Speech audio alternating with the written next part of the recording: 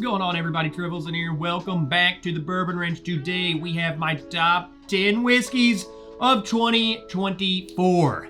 Finally, the end of the year has gotten here. We've gotten a lot of good whiskeys this year. Here are my top 10. The only criteria that is on my list is not the best whiskeys I've tried of 2024. It's the best bottles that I own, that I got. There are bottles that I typically get, and they're usually on my list. For instance, Larceny Barrel Proofs, Elijah Craig Barrel Proofs, other random bottles, whatever. I did not get some of these, so therefore they're not going to be on my list. But these are just the ones that I was able to get, and I liked them. There were a lot of other releases that I've gotten. Yeah, there are some easy to get on the shelfers on this list. There's some cheap ones. There are some expensive ones. There's some rare ones. Everything in between, we got it. So let's start off with one that is on the shelf, or should be on the shelf everywhere. I know some of you are having trouble to get it. It's the Jim Beam Winter Reserve. Notes of vanilla and cinnamon. This is age-dated 6 years of smooth amber bourbon. 86 proof, I know, low proof, but I raved and raved about this bottle. I know some people added the Jim Beam 7-year probably to their list. I like this one better. It's perfect for the winter time. I think they nailed that aspect of it. And it's cheap. It's like 20-something dollars. It's sitting on my shelf. After doing my review, though, people did say, Trev, I still haven't found it. I still haven't found it. So I don't know. I don't know what the distribution is, but it's supposed to be widespread. It's supposed to be easier to get.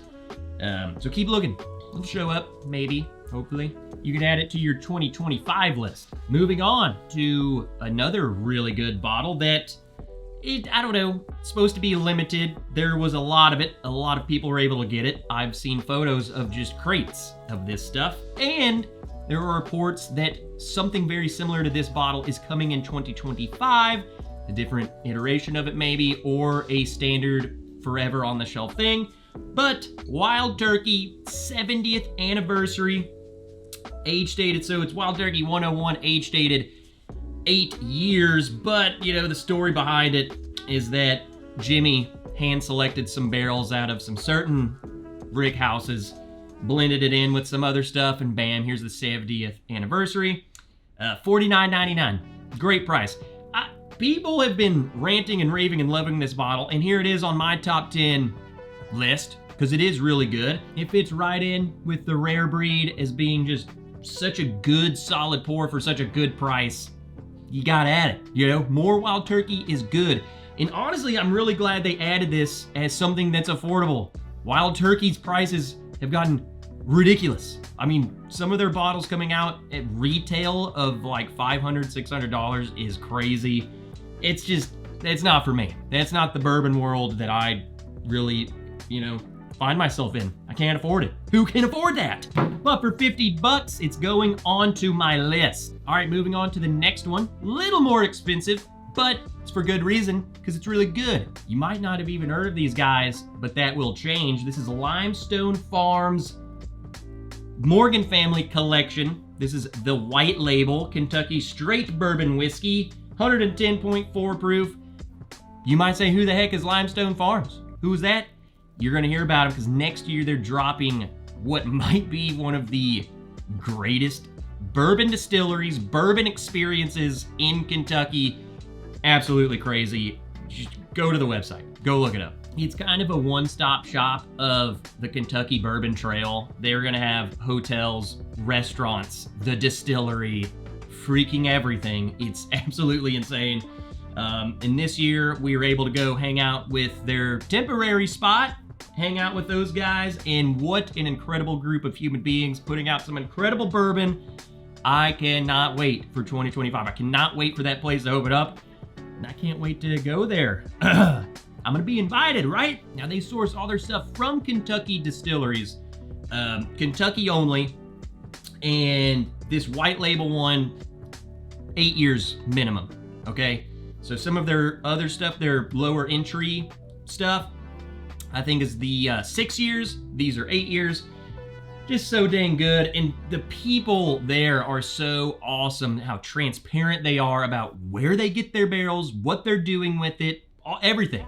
Just great. I think this is a great starting point. The white label, you're gonna hear about these guys come 2025. Stay tuned. Moving on, because we have a couple of people on our list who have multiple bottles on my list. What, are you kidding me? Go figure, Barrell Bourbon's on my top 10 list. I think they're on every list I've ever made. This is Barrell Bourbon Batch 36, cask strength, 9-year Kentucky, 7.5, 8, and 10-year Indiana, 8 and 15 Tennessee.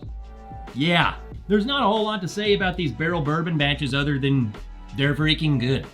Like, start here. Start at one of these batches and give it a go. I've loved every single one of them I've gotten. They're different in their own right. These guys are masters at blending.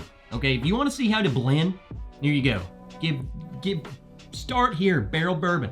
And if you really want me to hold your hand through it, Barrell Batch 36, because that's the one that is new.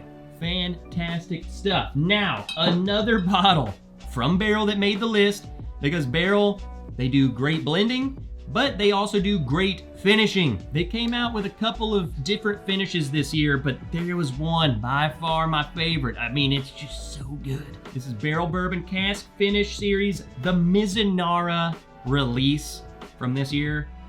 Woo! I did a whole review over this where we figured out what Mizunara was, why it's so sought after, why it's hard to get your hands on a barrel of Mizunara. It's just wild. It's just hard to get Mizunara. And then to finish bourbon in a barrel, a Mizunara barrel, and keep it like a normal price. There's a couple of other people who have done Mizunara, and I think their prices are 5 times the price that this bottle cost you, so there's that. The Mizunara finish is not, it's not like drinking a wine finished where it's like super grapey, it's like over the top in cases. I just think it adds a great level of extra sweetness to the whiskey. Like the Mizunara wood itself gives it just a unique flavor that you'll only get with Mizunara. It's hard to explain because nothing else really tastes like it. But it's not so much, it's not out of the park weird like, you know, Ambarana, where it's super cinnamon roll sweetness. I think it just goes great with bourbon. It just fits in nice. So if you want to branch out into finished bottles, I think here you go. Start here for sure. I think they killed this. So let's keep it rolling. We got another distillery that has 2 bottles on this list. They almost had 3. They might even need to have 3, but we're just gonna talk about these 2 because first one is Redwood Empire. Yes, distillery freaking crushing it. Redwood Empire, this one's the Screaming Titan, the wheated bourbon. This is also a 4-grain, so it has 4% malt, 5% rye, 61% corn, and 30% wheat. Also toasted and char level 3. So it's a toasted 4-grain wheated bourbon. Aged at least 5 years. Just, this thing's killer. I think a lot of people love the Bardstown Bourbon Company Origin series, and I think that one is really good. I just think on a toss-up between the 2, I think this is it for me. My palate, this one. The price is right, the flavor is right, the label, you can't beat the labels. Their labels are top of the game, period. They win. The sticker on, come on, I'm a sucker for marketing, okay? If you're in the market, Redwood Empire as a whole is great. Give their stuff a try. The Screaming Titan, great wheated bourbon, period. Next, the other Redwood Empire is the Devil's Tower.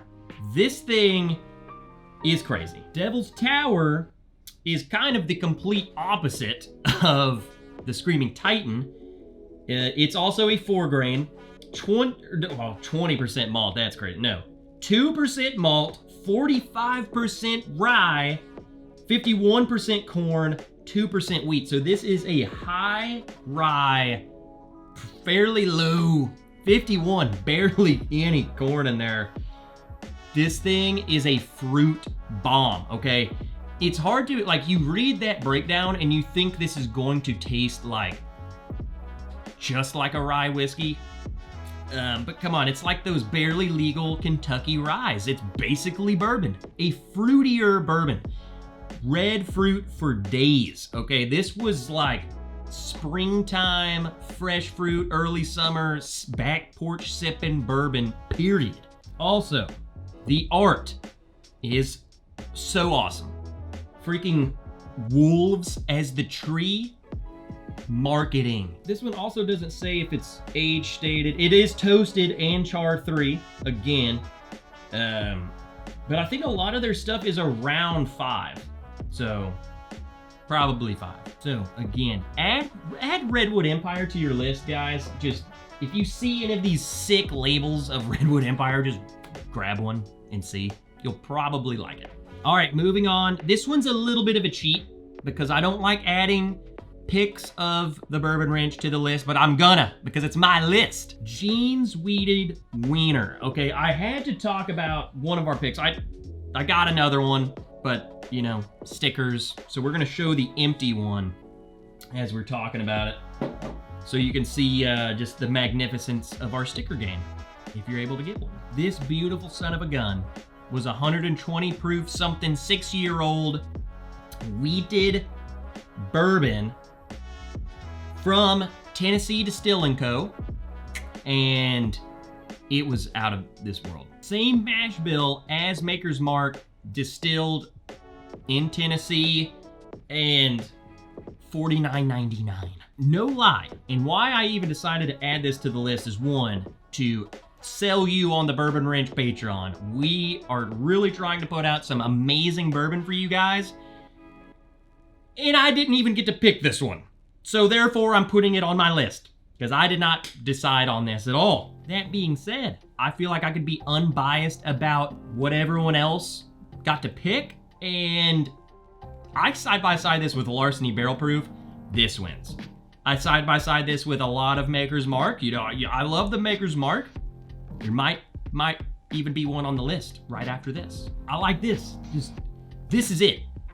This was like the total package, and for the best freaking price imaginable. Like, who is doing 120 proof 6-year-old weeded bourbons for $49.99? So there's your little commercial to join the Bourbon Ranch Patreon or my colleagues, thewhiskeychannel.com. Join the nerds and turds. Get involved in picks. We're gonna be bringing more and more picks to you guys in 2025. And maybe they'll end up on someone else's Whiskey of the Year list, but I'm throwing them on mine because I can. It was good, delicious. Now, moving on to a Maker's Mark bottle. It's no Bourbon Ranch list without a Maker's Mark bottle. Yes, I'm going to pick the Heart Release 1 of 5 as my list. And I loved Cellar Age 2024. I think the more and more I went back and forth between it and the 2023, it just wasn't better than that one to me.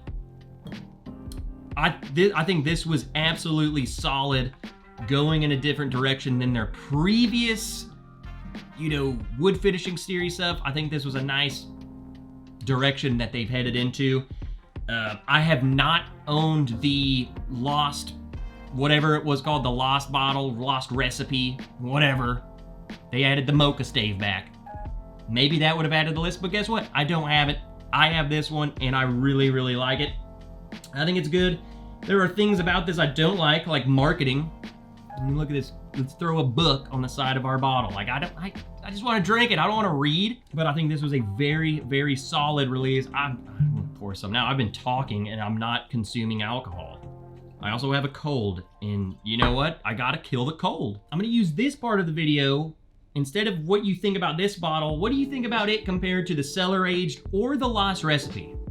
Do any of those make it to your list, and which one and why? I've heard a lot of people talk about the Lost Recipe bottle. Maybe that one adds up on your list. This is on mine. Now, this is the part of the video. We've reached the last bottle, and you know, most of these bottles here, you can get depending on your market, okay? Some people might not get any Redwood Empire. Maybe you don't get every finished barrel bourbon. That's just the way the cookie crumbles, okay? It is what it is, and I'm sorry. But for maybe the first time, I'm adding a bottle onto this list that you just can't get unless you're lucky. Some of you will have this, and some of you will agree with me. I really, this was everything that I was able to obtain that I really like. I needed another one to add. I had 9 bottles, and then this one. So I'm sorry. Good is good, though. It is this year's George T. Stagg, and maybe I'm a little bit biased because this is the first George T. Stagg that I've ever owned, but I mean, guys, there's a reason why it's good. It's just dang good. 15 years old, 3 months of Stagg goodness. 68.05, 136.1, fan-freaking-tastic bottle. It's everything I dislike about Buffalo Trace is so gone that, I mean, I'm sounding like a Buffalo Trace enthusiast now. The level of oak that is on this bottle, I think, is the absolute perfect sweet spot for Buffalo Trace. I think maybe they should just make everything of theirs 15, okay? It leaves a lot of the cherry sweetness that I think is medicinal on everything else and lathers in a perfect amount of oak that makes it fan-freaking-tastic. So I'm ranting and raving over it. I still get to talk my smack about Buffalo Trace. All their other stuff's cherry.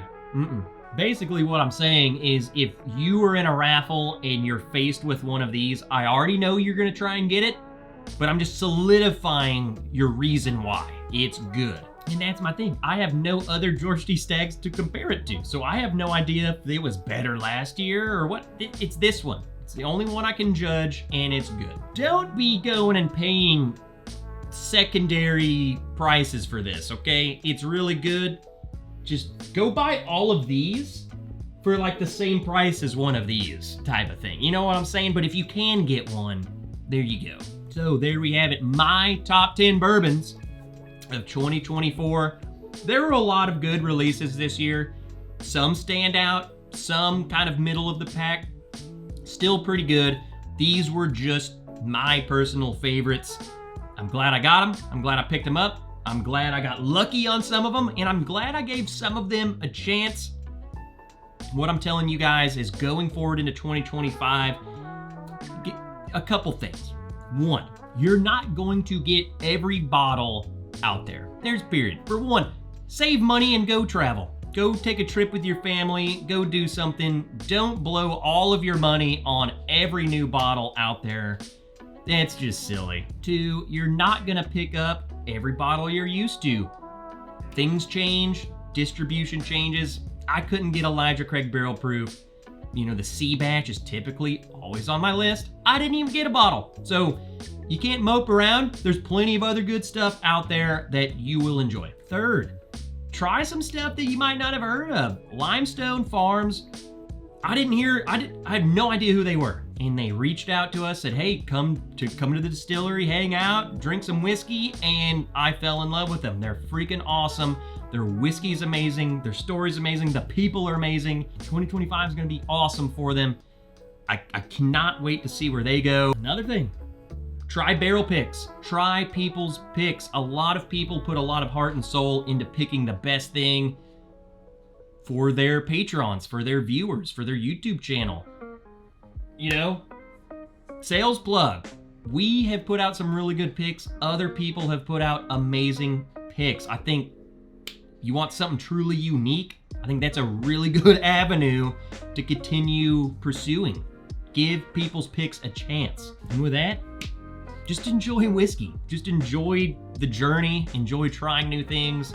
Enjoy meeting the people that share the same hobby and love as you guys. 2025, I have no doubt, is going to be another great year of whiskey. I can't wait to see what bottles come out, which of them I can get, which of them I don't get, which ones end up in my best of 2025. But as of 2024, that's a wrap. I'm going to go drink some of these whiskeys because guess what? Why not? Hope you guys liked the video.